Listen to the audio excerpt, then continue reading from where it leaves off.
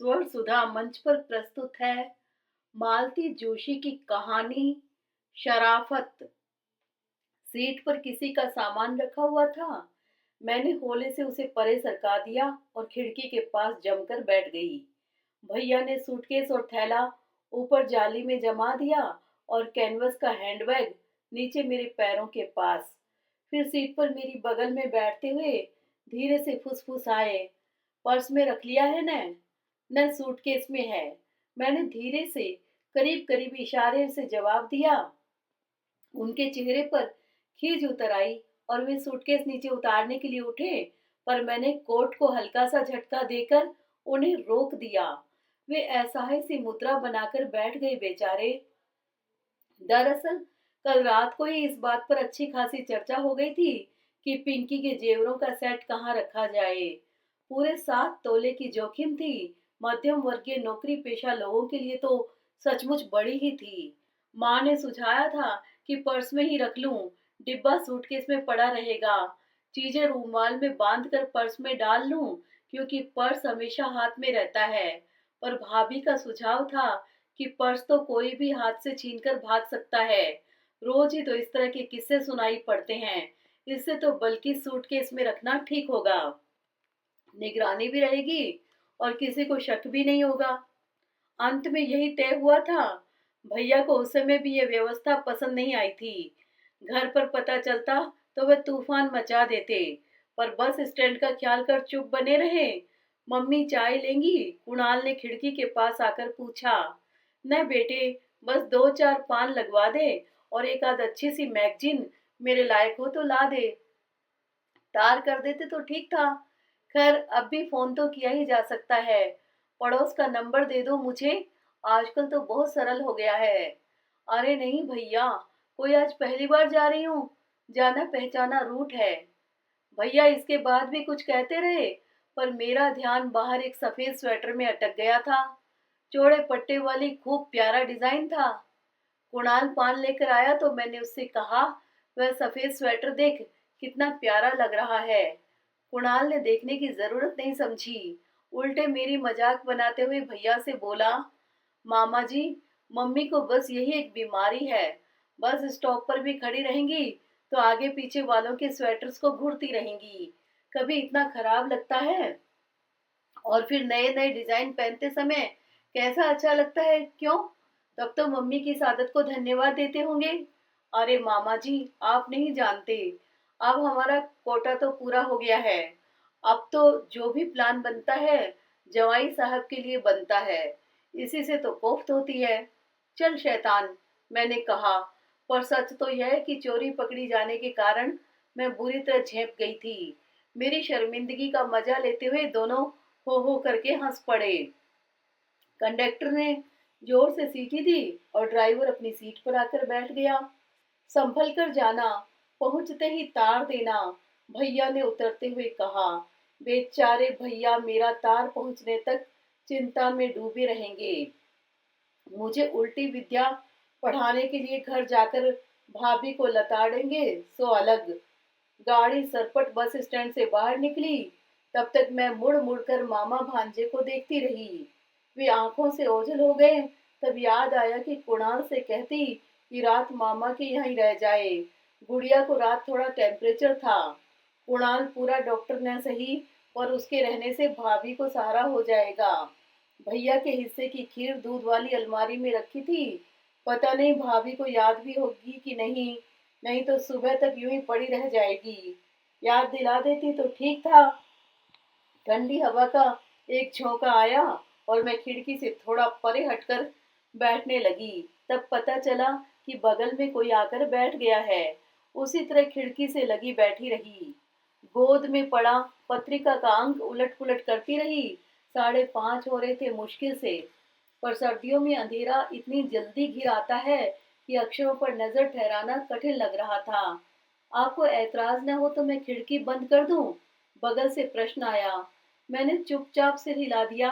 सहयात्री ने उठकर खिड़की बंद की और मैंने देखा, यह तो वही सफेद स्वेटर है।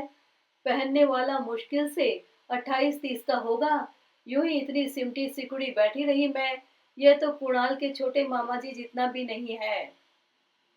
अब ठीक से बैठकर मैं स्वेटर की बुनाई देखने लगी। सादा ही पर बड़ा सुंदर संयोजन था। 2 उल्टे, 6 सीधे, फिर 2 उल्टे। इसके बाद शायद बीच से धागा उठाकर, या कहाँ जाएंगी आप? जी भोपाल, मैंने हड़बड़ाकर उत्तर दिया। इसने मुझे स्वेटर को घूरते हुए पकड़ तो नहीं लिया? अपनी घबराहट छिपाने के लिए मैंने भी शिष्टाचार निभाया। आप कहाँ जाएंगे? बैरागढ़। और फिर देवास आ गया। चाय लेंगी आप? जी नहीं, अभी खाना खाकर चली हूँ। मैंने एक सीधा सा झूठ बोल दिया। उसके नीचे उतरते ही कागज खोलकर चुपके से एक पान खा लिया। तब से इच्छा हो रही थी, पर बड़े भैया के सामने हिम्मत नहीं पड़ती। वे बेचारे कुछ कहते नहीं, पर संकोच हो ही जाता है। पान खाकर मैंने कुछ पढ़ने की कोशिश की, पर बेकार था। झुटपुटा खूब गाढ़ा हो चला था। पत्रिका हैंडबैग में डालकर मैंने अपनी शॉल निकाल ली, एक नजर सूटकेस की ओर डाली और अच्छे से ओढ़ आड़ कर बैठ गई। आजकल खाली बैठते ही मेरे दिमाग में किरण की शादी घूमने लगती है। एक बहुत विशाल आयोजन की कल्पना मेरे मन में है, और उसे इतनी बार दोहरा चुकी हूँ कि रट सी गई है। फिर भी मोह छूटता ही नहीं। इन्हें ये सारी बातें जरा अच्छी नहीं लगती।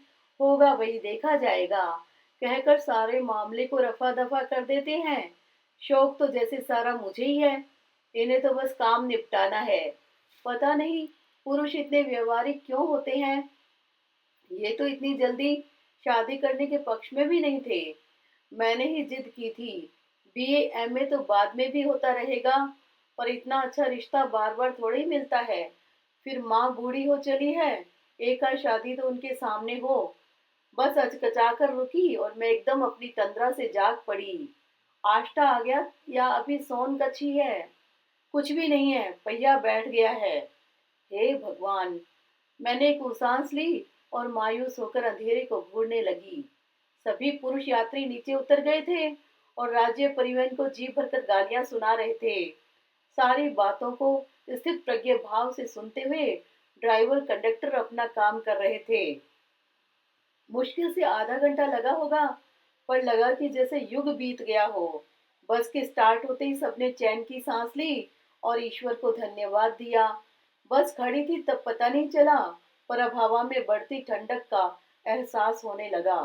पिछले सब स्टॉप पर चाय न पीने का मुझे दुख हो रहा था। अगले स्टॉप पर जब मेरी हमसफर ने चाय के लिए पूछा, तो मैंने आनाकानी नहीं की। पान लेंगे? चाय पीने के बाद मैंने शिष्टाचार निभाया। आप देंगी तो ले लेंगे, उसने कहा। कहने का ढंग जरा अजीब सा था, पर मुझे ज्यादा सोचने का अवकाश नहीं मिला। क्योंकि आपकी इजाजत हो तो मैं सिगरेट पी लूं? उसने फिल्मी अंदाज में पूछा। आपका स्वेटर बहुत अच्छा है, मैंने उसके अंदाज को नजरअंदाज करते हुए कहा। भोपाल में कहाँ रहती हैं आप? अरेरा कॉलोनी। आदतन मेरे मुंह से फिसल पड़ा। फिर बैठी पछताती रही कि इस तरह पता ठिकाना बता देना अक्लमंदी नहीं है। मेरी कुछ देर पहले वाली निश्चिंतता समाप्त हो गई थी। वह जिस तरह आराम से फैलकर बैठ गया था, वह मुझे अच्छा नहीं लग रहा था। पहला जमाना सचमुच अच्छा था। इस तरह बेतकल्लुफ होकर कोई महिलाओं के साथ बैठ नहीं पाता था। अच्छी आजादी मिली है और मानव समान अधिकार। मैं पता नहीं किस पर गुनगुनाती रही। सीट की पीठ पर पसरा उसका हाथ मेरे बालों में उलझता सा लगा। मैंने थोड़ा सिमट कर अपना जूड़ा ठीक करते हुए कहा, वैसे घर तो भोपाल में है, पर मैं अक्सर इंदौर में ही रहती हूँ। लड़का मेडिकल में पढ़ रहा है, अभी गाड़ी पर छोड़ने आया था, आपने देखा होगा। जैसी कि मुझे आशा थी, वह एकदम संभल कर बैठ गया। फिर बोला, आपका इतना बड़ा लड़का है? विश्वास नहीं होता। लड़की तो उससे भी बड़ी है। मैंने फिर एक झूठ बोला। 2 साल छोटी है किरण। 14 फरवरी की शादी है उसकी। लड़का कलटेक्स में इंजीनियर है। उसके पिता भी सेंट्रल रेलवे में डिविजनल इंजीनियर हैं। बड़ा अच्छा घर है, पर लड़का अभी 1400 पा रहा है। इस अनर्गल प्रलाप की कोई जरूरत नहीं थी। मैं सिर्फ अपनी बुजुर्गियत उस पर जताना चाह रही थी। वह सिर्फ मुझे घूरता रहा। मेरे चुप होते ही बोला, क्या आपकी शादी बहुत छोटे में हो गई थी? लगता ही नहीं आपके इतने बड़े-बड़े बच्चे होंगे। बात मेरे लिए नई नहीं है। अब तो सुनते-सुनते आदत सी हो गई है। कुणाल को अक्सर लोग मेरा देवर समझ लेते हैं और किरण भी बेटी नहीं, छोटी बहन लगती है। हर बार यह बात एक सुखद अनुभूति दे जाती है। अपनी उम्र से कम दिखने का नारी सुलभ मोह मुझ में भी है। पर इस समय तो यह प्रशंसा घबराहट उत्पन्न कर रही थी। अपनी बदहवासी को छिपाने के लिए मैं धुआंधार बोलती चली गई। घर गृहस्थी से शुरू करके मैं आपातकाल, छात्र आंदोलन, आंध्र का तूफान, नई फिल्में, सभी विषयों को अपनी लपेट में लेती गई। मैं उसे अच्छी तरह समझा देना चाहती थी कि मैं एक प्रबुद्ध प्रौढ़ गृहिणी हूँ। वह हाँ हूँ करता हुआ सुनता रहा, मुस्कुराता रहा। मुझे लगा कि मैंने किला फतेह कर लिया है। बैरागढ़ आया, हमारी मंजिल तो आ गई, उसने अस्फुट स्वर में कहा। मुझे लगा वह बेवजह मेरे कानों के पास मुंह ले आया है। थैंक्स फॉर कंपनी, मैंने सपाट स्वर में जवाब दिया। वह उठा और सूटकेस उठाने के बहाने नीचे झुका, फिर फुसफुसाया, एक बार हाथ तो मिलाया होता। क्या? सन्न रह गई मैं। घबराहट के मारे मेरा कलेजा मुंह को आ गया। इच्छा हुई कि खींचकर एक तमाचा जड़ दूं, पर भरी बस में तमाशा करने की हिम्मत नहीं हुई। और कौन विश्वास करता, आधुनिक परिधान में सजा संवरा यह शालीन युवक, और वह भी इतना सा। भैये जरा उम्र का लिहाज तो किया करो, मैंने कहना चाहा, पर आवाज गले में फंसकर रह गई। तब तक बस चल पड़ी थी और वह उतर गया था। मेरे हाथ पांव बुरी तरह कांप रहे थे। शर्म के मारे मैंने अपना मुंह शॉल से ढक लिया था। मुझे जैसे विश्वास हो गया था कि आगे पीछे बैठे लोगों ने सब कुछ सुन लिया है और वे लोग मुझे घूर रहे हैं। रॉयल मार्केट पर आधी बस खाली हो गई थी। स्टैंड पर उतरने वालों ने भी अपना सामान समेटना शुरू कर दिया था। मुझे न अपने सूटकेस का होश था जिसमें किरण के गहने थे, न हैंडबैग का जिसमें 5 चांदी के और 70 स्टील के गिलास रखे हुए थे। एकदम पत्थर हो गई थी मैं। नीचे उतरी तब रात के 10:30 बज रहे थे। इच्छा हुई कि इन्हें फोन करके बुला लूं, पर इतनी रात गए मिश्रा जी को कष्ट देना अच्छा नहीं लगा। वे तो इन्हें बुला भी देंगे, पर कल मिसेज मिश्रा अड़ोस पड़ोस में ये गाथा सुनाती फिरेंगी। और ये भी तो कम नहीं है, आएंगे जरूर, पर आते ही बरस पड़ेंगे। और फिर स्कूटर पर इतना सारा सामान कैसे जाएगा? रिक्शा तो फिर भी करना पड़ेगा, इनका पेट्रोल भी जलेगा, टैक्सी के पैसे लगेंगे 100 अलग। इतना गुस्सा आया माँ पर। बड़ी पापड़ सभी साथ बांध देने की क्या जरूरत थी? शादी तक पता नहीं अभी कितने चक्कर लगेंगे इंदौर के। एक एक क्षण के साथ रात गहराती जा रही थी और कुली मेरे निर्णय की प्रतीक्षा में खड़ा था। भाई साहब, उसने तीसरी बार टोका, रिक्शा में ले चलो। मैंने आखिर में निर्णय ले ही लिया। कुली ने गेट से बाहर आकर एक ऑटो को आवाज दी, सामान रखा और पैसे लेकर चलता बना। कहाँ जाएंगी? ड्राइवर ने पूछा। अरेरा कॉलोनी, मैंने कहा, और उसने गाड़ी स्टार्ट कर दी। और तब मुझे भान हुआ कि बैठने से पहले मुझे कम से कम नंबर तो देख ही लेना था। मैंने मीटर पर पढ़ने की कोशिश की, पर अंधेरे में कुछ नजर नहीं आया। ठंड के कारण ड्राइवर ने अपना चेहरा इस तरह ढक लिया था कि उसकी उम्र का, शख्सियत का कुछ भी अंदाजा नहीं लग रहा था। इससे तो अच्छा था मिसेस मिश्रा का एहसान ही ले लेती। मैंने सोचा इनकी फटकार भी सुन लेती, पर तनाव से तो मुक्ति मिल जाती। मैंने पर्स छाती से चिपका लिया जिसमें 150 अब भी शेष थे। सूटकेस उठाकर गोद में रख लिया और हैंडबैग पर पांव कसकर जमा लिए। खूब चौकन्नी होकर बैठ गई मैं। हर मोड़ को बहुत ध्यान से देखती जा रही थी। लेडी हॉस्पिटल का चढ़ाव चढ़ते चढ़ते इतनी इजी से मुड़ी, ऑटो की मैं गिरते गिरते बची। उस तरह बैठने से पीठ में भी दर्द होने लगा था। कुछ देर को आराम से टिक कर बैठ गई, पर मन को चैन नहीं था। वापस पहले वाली पोज ले ली। जाड़े की रात, 11 बजे सड़क पर अजब सन्नाटा था। दिन भर की चहल पहल का, गहमा गहमी का कोई चिन्ह नहीं था। अरेरा कॉलोनी में मुड़ते ही उसने पूछा, किधर को साहब? अब मैं उसे सेक्टर, घर, नंबर आदि बताने लगी। गलियों की भूल भलैया पार कर गाड़ी आखिर घर के सामने आकर खड़ी हुई और मैंने राहत की सांस ली। पहले तो मन हुआ कि नीचे उतरकर पैसे दूं, पर मैं कोई रिस्क नहीं लेना चाहती थी। नीचे रोशनी भी नहीं थी। मैं मीटर की मध्यम रोशनी में पैसे गिनने लगी। उसने धीरे से मेरा हैंडबैग उतारकर नीचे रख दिया। रहने दो भाई, हम उतार लेंगे, मैंने सूटकेस को मजबूती से पकड़ते हुए कहा। कोई बात नहीं बहन जी, हम घिस थोड़े ही जाएंगे। आखिरकार बड़ी पापड़ का थैला उसे उठाने दिया मैंने और सूटकेस और पर्स लेकर मैं नीचे उतर आई। चारों ओर घुप अंधेरा था। फाटक टटोला मैंने, भीतर से ताला जड़ा हुआ था। बरसों पुराना रिवाज था यह हमारा। रात को बगीचे के फाटक पर ताला डाल ही देते थे। किरण किरण, मैंने आवाज को भरसक खींचने की कोशिश की, पर फिस होकर रह गई। पीछे कुछ आहट हुई तो चौंक कर देखा, बैग और झोला वह फाटक के पास आकर रख गया था। हे भगवान, कैसी बेवकूफ थी मैं, सब कुछ वहीं छोड़कर चली आई थी। बैठे बिठाए कितना नुकसान हो जाता। 70 स्टील के गिलास, एक गिलास 15 रुपए का था और 5 गिलास चांदी के, 65 रुपए का एक। 1000 1500 पर उतर जाती।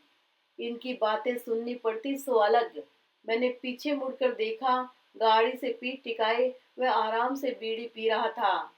पैसे दे दिए ना मैंने, धीरे से पूछ ही लिया। जी हाँ, पैसे तो मिल गए हैं। आप दरवाजा खुलवा लीजिए, फिर मैं चला जाऊंगा।